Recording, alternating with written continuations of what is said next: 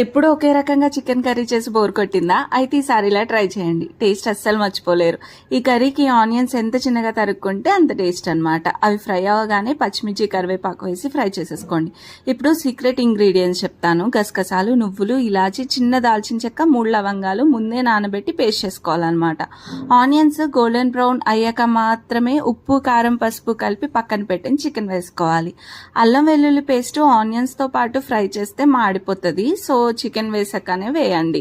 అది కూడా ఫ్రై అయిన తర్వాత ముందుగా మనం పేస్ట్ చేసి పక్కన పెట్టుకున్నాం కదా, మసాలా వేసి పచ్చివాసన పోయే వరకు ఫ్రై చేసుకోవాలన్నమాట. ఇప్పుడు కారము, ఉప్పు వేసుకుని ఫ్రై చేసుకుని తర్వాత కొన్ని వాటర్ వేసుకుని చికెన్ ఉడికించుకోవాలన్నమాట. మనం పైన క్లోజ్ చేయడానికి ఒక ప్లేట్ పెడతాం కదా, దాని మీద వాటర్ వేస్తే చికెన్ ఇంకా బాగా కుక్ అవుతుంది.